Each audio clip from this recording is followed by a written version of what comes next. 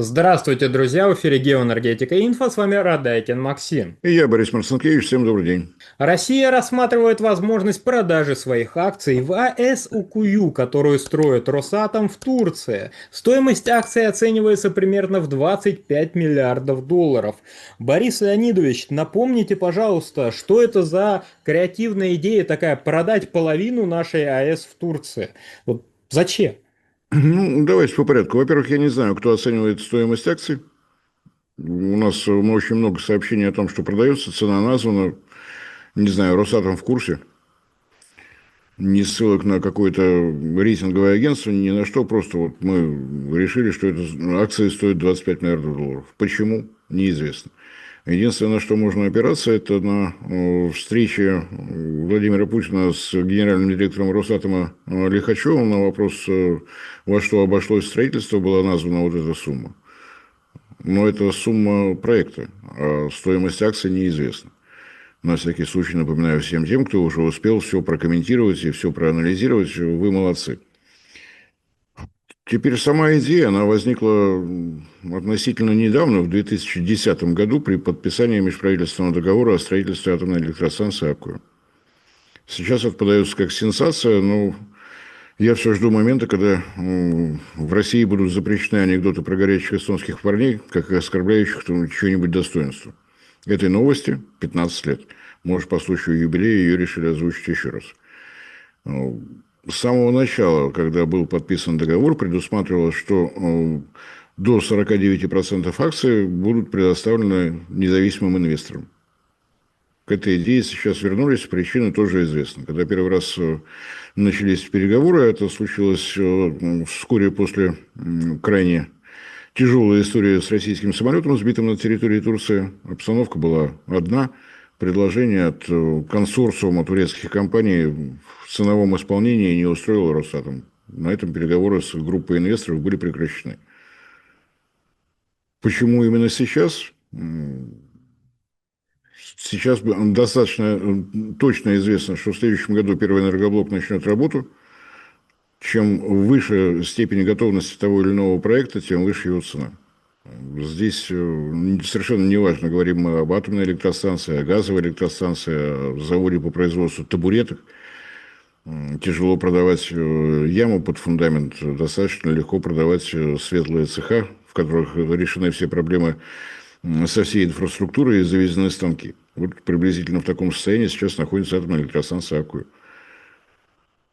Разумеется, Росатом рассчитывает на компенсацию части инвестиций, тем более, что куда вкладывать полученную сумму, Росатом точно знает. У нас есть и замечательная во всех отношениях генеральная схема размещения объектов электрогенерации на период до 2042 года, которая не имеет никаких финансовых источников, но согласно которой Росатому предстоит построить 37 энергоблоков в этот период.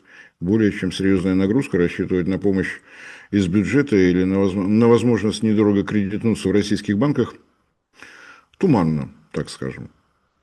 Если говорить о том, почему надежда на появление инвесторов, которые не получат контроль над атомной электростанцией, опять же, на основании всех межправительственных соглашений, оператором атомной электростанции «Аккую» останется Росатом, управлять будет Росатом, ну и так далее. Известно суммы, которые определены самим договором. Надо отдать должное тем, кто переговоры вел. Стоимость электроэнергии зафиксирована не в турецких лирах, не в российских рублях, в американских центах. Предусматривается, что половина производимой электроэнергии будет закупаться под стоимостью 12 американских центов за киловатт-час. Если кто-то считает, что это мало, этот проект не окупится, можете обратить внимание на регулярно публикуемые отчеты компании «Росэнергоатом», которая владеет и является оператором всех атомных электростанций на территории России. «Росэнергоатом» остается прибыльным при оптовой продаже по электроэнергии по 2 рубля за киловатт-час. Дальше можете поупражняться с калькулятором, посмотреть, какая сумма будет, какая стоимость киловатт-часа в рублях будет для Турции. То, что атомная электростанция «Аккую» принадлежит именно России, Кто бы что бы ни рассказывал, загляните, пожалуйста, на сайт Росэнергоатома, и в перечне атомных электростанций, которыми он владеет, управляет, вы увидите атомную электростанцию Аккую. Отсюда возникают вопросы ко всем тем, кто критикует Росатом за то, что были вложены деньги, неполученные деньги с Турции. Ну, вот сейчас идет строительство Курской атомной электростанции. Почему-то никто не требует денег с Курской области. Строят же для Курской области, пусть Курская область платит. Не знаю, какая логика управляет подобного рода комментаторами, но мы это регулярно слышим. Это собственность Росатома. Деньги зарабатывать будет Росатом. В том случае, если появятся акционеры, будут деньги зарабатывать и акционеры. Почему, собственно говоря, Турция пошла вот на единственный в мире проект «Владей, управляй» и так далее, тоже достаточно легко можно увидеть на примере Беларуси. Друзья, YouTube блокирует. Возможно, наш канал следующий, и это видео последнее. Подписывайтесь на наш телеграм-канал Геоэнергетика Инфо, ссылка в описании и закрепленном комментарии. Подписывайтесь прямо сейчас, чтобы не потерять нас. Не ждите окончательной блокировки YouTube. После того, как введены в эксплуатацию оба энергоблока Белорусской атомной электростанции, спрос на природный газ в Беларуси снизился на 5 миллиардов кубометров. 4 энергоблока, это можно считать, что мы построили новый газопровод в Турцию. Может быть, конечно, экономия получится другой. В Беларуси вдвоем для того, чтобы обеспечить вот такую экономию по газу, работали Министерство энергетики и Министерство ЖКХ. Может быть, в Турции будет иное решение, но в любом случае это весьма существенный объем газа, который высвобожден либо для использования на новых энергообъектов в самой Турции, там спрос тоже растет, либо, может быть, даже последуют какие-то попытки перепродать излишки в ту же Европу, заработать дополнительные деньги. Но, разумеется, это не очень просто, поскольку не хватает инфраструктуры. Европейские компании, памятуя о том, что выдающийся специалист по гинекологии сообщил, что к 50-му году ископаемые ресурсы для энергетики вообще будут не нужны, торопиться вкладывать деньги в новые трубопроводы желания не имеет.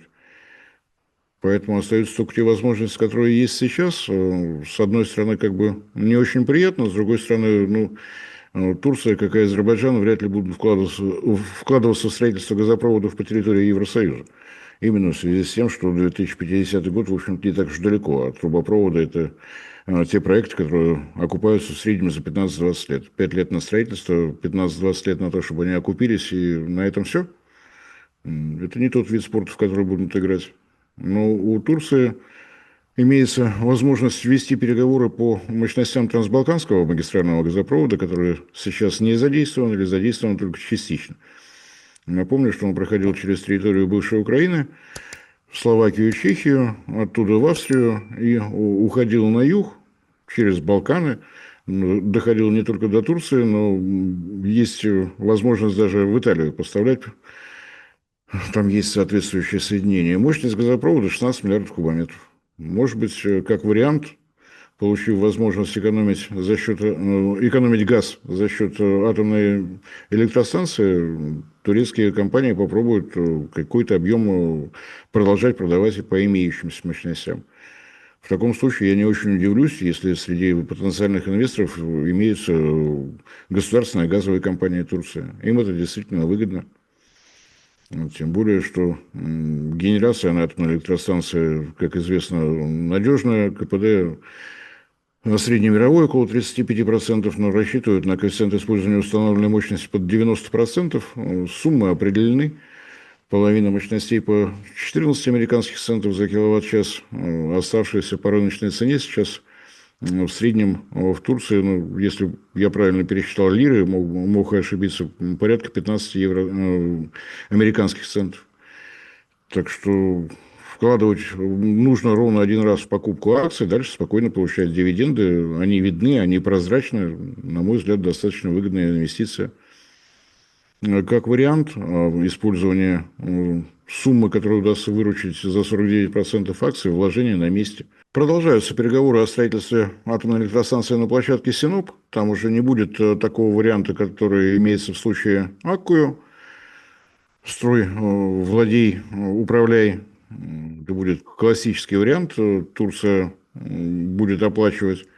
Может быть, потребуется кредит, может быть, не потребуется, но в любом случае это действительно возможность те прибыли, которые Росатом будет зарабатывать за счет функционирования атомной электростанции Аккую, здесь же превращать в новую атомную электростанцию. Конечно, быть уверенным в том, что переговоры по Синополу закончатся в очередной раз победой в тендере Росатома, на 100% быть уверенным нельзя, но многое зависит от, так скажем, логичности поведения самой Турции. Есть примеры перед глазами. Есть пример Франции, которая строит атомные электростанции, управляет, производит топливо, перерабатывает облученное ядерное топливо самостоятельно. Есть пример Китая. Да, в Китае сейчас активнейшее атомное строительство, но если мы присмотримся к тому, что там происходит, то мы увидим очевидные трудности, которые у Китая есть. На территории Китая одновременно строятся атомные электростанции по собственным технологиям. Росатом строит по своим технологиям, без их передачи строятся атомные электростанции по американским и французским технологиям одновременно. Возникает вопрос, как готовить специалистов для 4 совершенно разных направлений, тем более, что Китай на месте не стоит, у него разрабатываются проекты малых электростанций, атомных реакторов на быстрых нейтронах и так далее, и так далее. Как они будут справляться со специалистами, с набором специалистов, у них даже преподавателей не хватает на то, чтобы одновременно на 5 разных технологий вести подготовку. Можно называть это зависимостью от России, но я напомню, что для работы на атомной электростанции Аккую идет подготовка в наших ядерных вузах 1500 специалистов турецких. Мальчики и девочки приезжают учиться к нам в Россию, и, на мой взгляд, такого количества послов, как готовит Московский инженерно-физический институт, МГИМО готовить не сможет никогда. Новые совершенно специальности для Турции. Есть надежда, что вот эта техническая элита когда-то будет иметь отношение к управлению этой страной. С одной стороны. С другой стороны, если пользоваться другими технологиями, допустим, французскими или какими-то еще, будут возникать вопросы и по снабжению ядерным топливом, будут возникать вопросы и по переработке этого топлива, и, разумеется, будут возникать вопросы по стоимости всего происходящего. Напомню, что изначально, когда Турция только разрабатывала свою атомную энергетическую программу, предусматривала строительство и предусматривается сейчас атомных мощностей до 20 гигаватт. То есть атомная электростанция Аккую – это только 25% того, что Турция она считает необходимым. Площадку Синоп изначально, безо всякого тендера, предусматривалось передать французским специалистам. Компания EDF предложила проект реактора Атмия-1000, не ЭПР-1600, а именно вот 1000-мегаваттник. Ни одного референтного блока нет. Совместная разработка с японскими специалистами. Предусматривалось строительство тоже 4 атомных энергоблоков в составе Синопа. И если российский проект реализован за 25 миллиардов долларов с учетом строительства нового порта на берегу Средиземного моря, то предложение со стороны французских специалистов составило 48 миллиардов долларов. Руководство Турции почему-то на этот контракт не пошло. После 2 лет дополнительных переговоров французы снизили стоимость, они нашли возможность что-то модернизировать, что-то сделать чуточку дешевле, предложили 42 миллиарда долларов. На этом переговоры с французскими специалистами почему-то прерывались. Может быть, связано это с тем, что в Турции умеют считать. 4 реактора общей мощностью 4800 мегаватт и новый порт 25 миллиардов. 4 реактора общей мощностью 4 гигаватта, 4000 мегаватт ровно, и тоже новый порт, но в 2 раза дороже. Почему-то вот Турция не была очарована французским шармом. Посмотрим, как будут идти переговоры, с какой скоростью. Не стоит забывать, что в Турции проблем более чем достаточно. Мы уже успели забыть о том страшном землетрясении, которое там совсем недавно произошло, но Турция до сих пор восстанавливает разрушенные города. И это дополнительная нагрузка на ее экономику. Сможет ли она найти возможность инвестировать в строительство новых электростанций, атомных электростанций? Будем смотреть. А пока я, если подводить итоги, во-первых, сенсации не вижу. то, что было предусмотрено межправительственным договором в 2010 году, то сейчас и будет идти попытка реализации. В договоре предусмотрено, что подбирать потенциальных инвесторов Росатом имеет полное право сам, но должен получить согласие правительства Турции. В том случае, если это будут турецкие газовые компании, я думаю, что договориться со своим правительством они точно смогут. Борис Леонидович, вот немного финализируя данную тему, она у нас получилась обширная. Часто задают вопрос, точнее претензию, воюют у нас с названием аватарок, с названиями публикаций в Телеграме, говорят, вот зачем Росатом тратят бюджетные деньги, наши деньги на строительство АЭС в Турции. Ну, мы уже проговорили о том, что там электроэнергия отобьет за 10-15 лет стоимость АЭС, и это прямая прибыль бюджету. А получается, если Росатом строит, пусть на чужой территории, АЭС, он, получается, вкладывает деньги не в Турцию, а вкладывает деньги, получается, в российскую промышленность, если мы из России, по сути, все везем в Турцию, так или нет? Ну, давайте еще раз. Заглядываем на сайт Росэнергоатома, убеждаемся, что атомная электростанция Аккуя ничем не отличается от атомной электростанции в Певеке в организационном плане. Собственность Росатома управляется Росатомом. Разумеется, все планово-предупредительные работы, смену топлива, переработку облученного ядерного топлива реализует сам Росатом. Было бы странно, если нашей собственностью занимался кто-то другой. И, ну уж простите за цинизм, совершенно все равно, где вкладываются деньги в строительство наших атомных электростанций. В Турции, так в Турции. Не вижу в этом ничего совершенно предосудительного.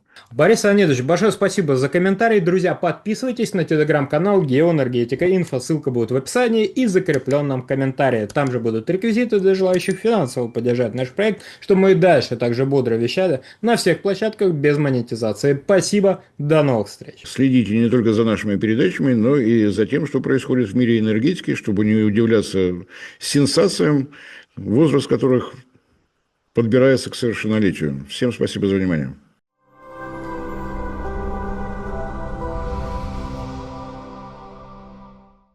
Друзья, в очередной раз напоминаю о том, что полное название нашего канала – независимый аналитический онлайн-журнал «Геоэнергетика Инфо». И слово «независимость» после того, как была отключена монетизация со стороны Ютуба, для нас стало дорогим, ценным, близким. Для того, чтобы сохранять независимость, вы прекрасно понимаете, что в наше тревожное время необходимо прежде всего альтернатива, поиск спонсора, который будет задавать нашу новостную повестку, нашу, так скажем, стратегию и тактику, нам кажется не самым удобным, поэтому напоминаю о том, что нас можно видеть прежде всего в нашем телеграм-канале, где мы стараемся сообщать все новости, касающиеся нашей работы, наших новых проектов.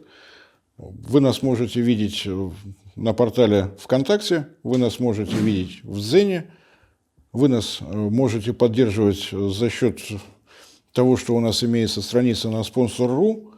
Все это будет в описании под этим моим кратким вступлением с напоминанием о том, что если вы хотите, чтобы проект «Геоэнергетика Инфо» продолжал развиваться, нам необходима ваша помощь и поддержка. Большое спасибо за внимание.